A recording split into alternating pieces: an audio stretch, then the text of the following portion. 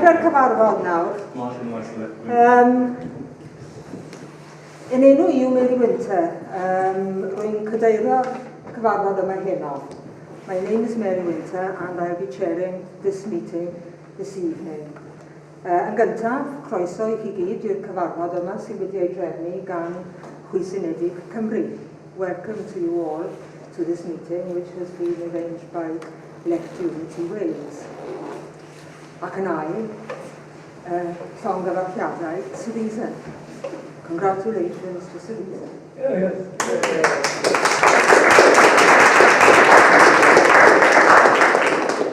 Mae gen i neges o cadeirydd Chwysunedig Cymru, Pam Stevens. I've got a message to the meeting tonight from the chair of Left Unity Wales, Pam Stevens.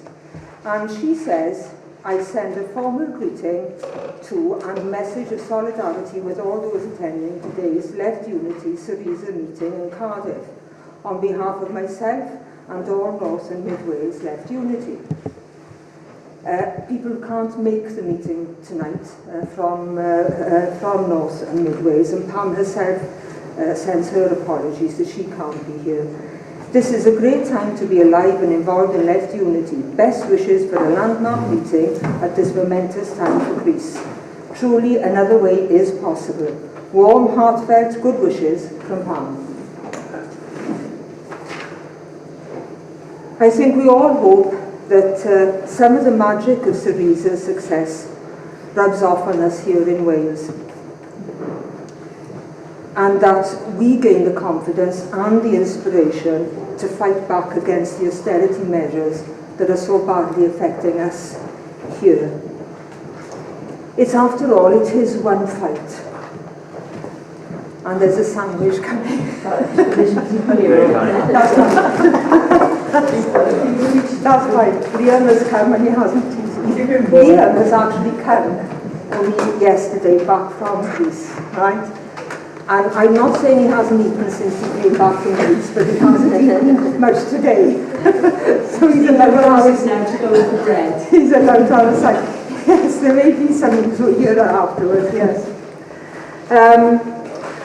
It's one fight that we have. The fight of the people of Greece is also the fight, the battle of us here in Wales. And I don't think these are empty words when I say that it is one fight. I think the people of Wales have a very proud history of international solidarity.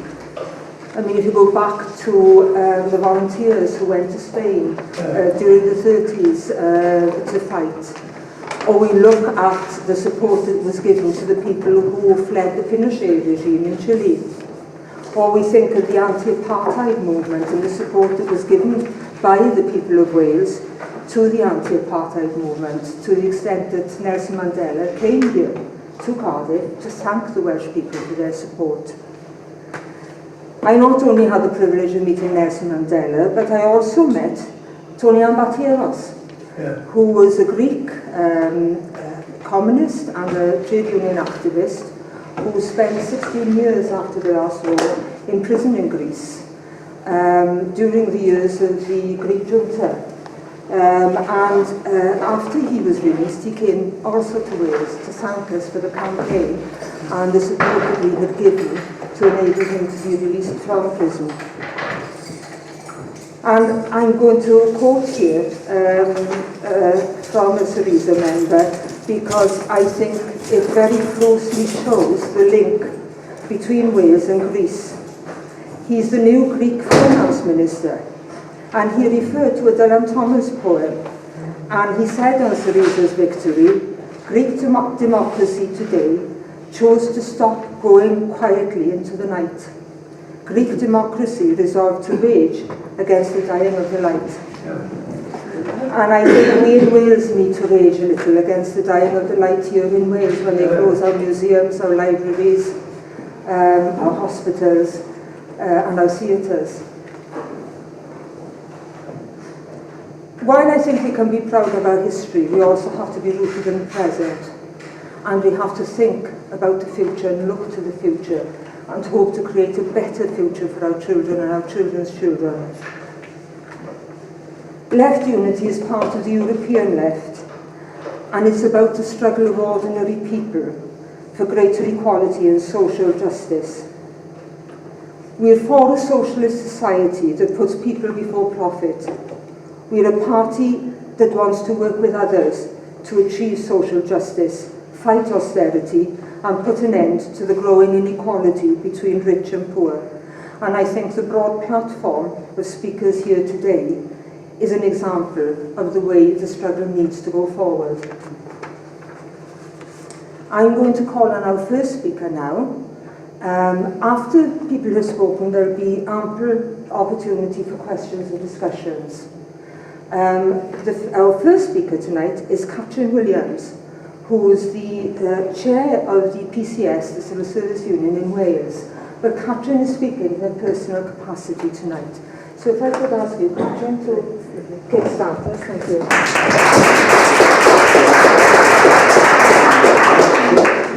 Thanks, Mary, and I think we're very glad to have the invite. And I think certainly, most of the comments I would make are comments that I would make on every PCS platform, but also PCS is a union that's led by socialists. Our broad left it leads the National Executive Committee. My own department, the Department for Work and Pensions, we've got 100% elected socialist leadership, also called Left Unity, but I think we were called Left Unity first in PCS. But I think certainly, so some of my comments will be more probably geared up to what we would say as socialists within my union. I think certainly every single trade unionist, I think, will have been inspired by the scenes that we saw in Greece since the weekend, and actually recognise that we have been arguing very long that there is an alternative, but it is absolutely gratifying and inspiring to see that that alternative is very popular and can win elections. And I think certainly that's something we've been arguing for some time. And I think certainly we have been arguing that there is an alternative, not just since this government got elected, but under the last government as well. And I think certainly arguing there is a real alternative. There's absolutely no need to make any cuts at all. Austerity is political, and actually, there is the money in society. We're the 6th richest country in the world.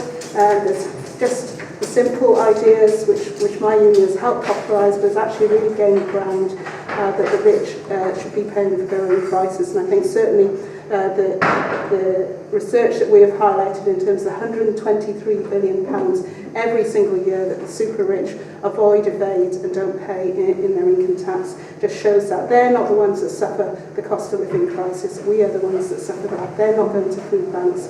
They're living the life of Riley, and in fact living the life of Riley far more than they did since the recession. I think we used to have 388 billionaires that owned the equivalent of half the wealth of the world. It's now 80 billionaires. 80 billionaires. That's not just 1% of the population of the world. That's far less than that actually control the resources of the world. And I think certainly, as I said, austerity is absolutely a political attack on both our services and also an attack to try and break the trade union movement in this country as well. And I think certainly we saw in the 80s the way that Thatcher attacked industry in the big manufacturing areas, the mines and so on. Now they actually see the public sector as an area to attack, but also to enrich their friends in big business as well, to provide much worse services, but to make massive profits out of our services. And I think certainly what we have seen, I think, is a certain stunning effect. I think when the recession first hit, it was absolutely appalling what happened to working class people in terms of the recession, in terms of losing jobs and so on. And my union worked very hard to try and re-galvanise that confidence that actually we can challenge the bosses and challenge the government over austerity. And I think certainly we helped pull together the public sector unions for that magnificent display of strength on November the 30th in 2011 in terms of what was effectively a public sector general strike against this government.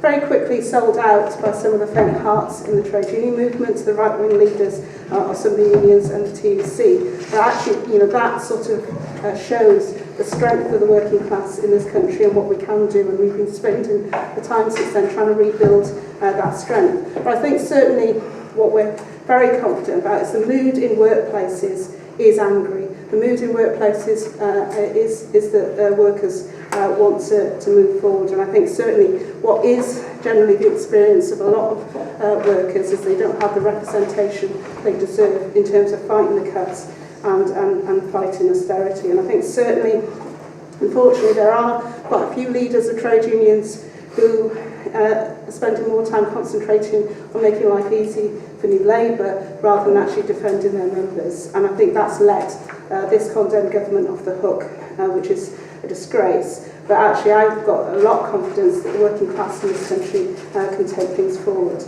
And I think certainly it's also very clear we don't have the political representation we deserve as a movement in this country. I think it was established under the Labour government when they were in power in Westminster that the Welsh Government is underfunded by £400 million every year. And we can see how that underfunding is affecting public services in Wales. But we don't see a fight back to demand that money is returned to Wales. And that's what we need, is actually politicians that fight back and defend our services. We've got massive poverty in Wales. My union is fully in favour of tax raising powers. But actually, who do we tax to actually raise revenue in Wales? Actually, it's the issue of poverty and so on is something we need to address. We need the funding to provide those services. And my union has been very clear about demanding the funding that we need. And I think certainly every strike I've been involved in, especially since the election of the condemned government, lots of journalists asked, well, what would you do if Labour got re-elected? The same thing I'm doing now. I'll be fighting the cuts. I'll be opposing any attacks on my members, but also defending our public services as well. It doesn't matter who's in power, I will fight cuts, and our members will fight cuts. And we have been fighting an absolute onslaught since 2004 when Blair and Brown pushed through the attacks on the civil service and the rest of the public sector as well. I think it is increasingly clear, not just in this country but amongst workers across Europe, that we don't just want to vote for something less hard. We actually want to vote for something, and actually I think that's what is inspiring about what workers in Greece positively went out and voted. And I think certainly as a union we are developing how practically my union can actually support candidates officially in elections. We balloted our members, nearly 80% of our members voted to say that they wanted to be able to support candidates in elections. A union that's never been affiliated to any political party, so it shows the mood is there on the ground amongst workers. And I think certainly I am very glad in this election as well coming up that workers will be able to vote for a socialist alternative. We are seeing that the Trade Unionists and Socialist Coalition is going to be breaking through the media, fair media coverage threshold, standing over 100 candidates in the general election, over 8 in Wales. So I think certainly there's a lot of work that we can all be doing together in terms of campaigning for the alternative. But also 1,000 council candidates as well, whether there's council elections in England. So I think certainly,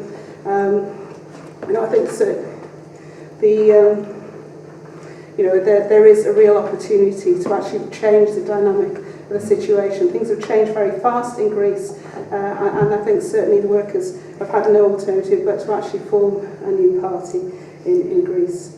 And I think certainly the elections in Greece do show also what the working class can achieve when they move. I think certainly we saw the mass movement in 1945 in this country, which absolutely petrified the ruling class, and won us the concessions in terms of the nationalised industries, the NHS, decent education, free education, everything that has been under attack for the past 30 years. But that mass movement is what terrifies the ruling class, and that is also very clearly what we want to see our brothers and sisters be able to do in Greece as well, because certainly anybody that challenges the system, anybody that challenges finance capital that caused the crisis in the first place will be under massive attack. And I think certainly as a movement it's very important that we provide that solidarity to working class people in Greece as well. And I think certainly the fact that they are arguing that there is an alternative and we can take things forward is very important. But actually what they do, now is not the time. Every time anybody shows weakness, faint heart, then the bosses will come back and demand more. And I think certainly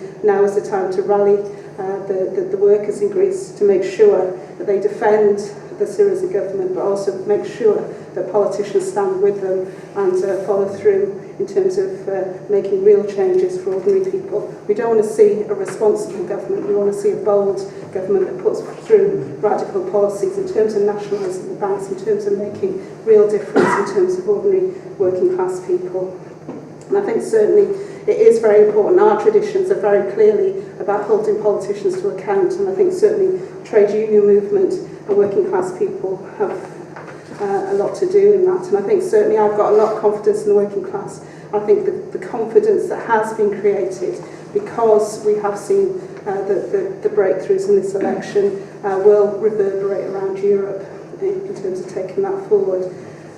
And I think certainly, I think, as a union, our union, in a small way, has been doing everything we possibly can in terms of challenging the government, trying to build that coalition of opposition against this government, and has come in for absolute attack ourselves. And I think certainly that's why I think we feel very keenly we need to do everything we can to support workers internationally as well. And I think certainly the attacks this government has levelled at my union are absolutely appalling. Mainly because they see us as the main obstacle to driving through their plans to completely slash the public sector, slash the civil service. We've stopped them privatising the land registry. When they tried to compulsorily sack 47 mainly disabled staff from my department, we balloted 80,000 members to defend those workers' jobs, because our members could very clearly see if they got away with it with those 47 workers, they would get away with it again and again and again. And I think certainly we won that ballot decisively, and management backed down because they realised what they were unleashing. And I think certainly that's the sort of union that we want across the piece as well, but has singled out my union for attack from this government. We've seen them preparing very detailed plans of union busting to try and undermine our union, of management actually taking very harsh attacks in terms of attacking our facility time, in terms of the time we represent members, but also monitoring every time we go and talk to members in our offices, and actually trying to stop us doing our job as union reps. Especially in the second largest department in the tax office in HMRC, they've actually tried to set up a rival trade union to try and undermine the support that our members have for us. And actually, one of the unions that the leadership has been not working particularly well with us in terms of fighting the cuts. They're given recognition, more just given recognition to that union in the civil service. The unions have now got recognition rights in the civil service despite only representing a handful of members, to try and dilute the strength of my union and the voice of my union in that workplace. But clearly that isn't enough for them. They're actually doing a financial attack on our union as well. So the long-held tradition of actually us being able to pay our subs to the union directly out of our salaries is under attack, and actually very short notice has been given for us to actually try and re-sign up all our members. So it's not just an attack to financially damage the union, but also it's an attack to try and damage the collective bargaining and the collective strength of our union. If we only manage to sign up half our members, we represent, my union's got about 80% density in workplaces in Wales, so that's only 40% of our members who would still be members of the union. We're better than that, we've actually signed up more members. But it is a very conscious effort to try and undermine our strength in the workplaces, and cannot be allowed to happen. So I think certainly, and we've seen further attempts to try and discipline reps and avoid stop them talking to our members. So I think certainly, I would ask, when you go out to your workplaces, community groups, any campaigning you're doing, is if you can show support to PCS branches out there, because I think that is very important in terms of making them feel less isolated in terms of the attacks we're facing, but actually everything we're doing as PCS is stuff that you're doing in your communities in terms of defending services, and to allow us to carry on to be involved and fighting against the cuts, then we need support as well. And some of the support might be practically just helping leaflet workplaces in terms of you're trying to make sure that every single one of our members re-signs up to the union. But I think certainly, you know, that's practical solidarity is something all of us can be doing to actually get us to where we want to be. And I think we will come through this fighting, and we'll come through this as a stronger union without management being able to hold any financial sword above our heads. And I think certainly it's emboldening our reps as well, and hardening our reps in terms of taking forward the challenges. And I think certainly there's a lot that we can all do in terms of going up there, making sure we build up fighting trade unions, where every union actually challenging the government against these attacks, but actually putting forward that there is a real alternative. There's no need to make any cuts, but actually there's no need to lay off workers. There's no need to not pay a decent living wage to workers. The money is there in society, and we can take these things forward. And I think certainly, you know, we want to give us, you know, create a movement in Britain that gives us quite as decisive an answer to austerity as we've seen in Greece over the weekend.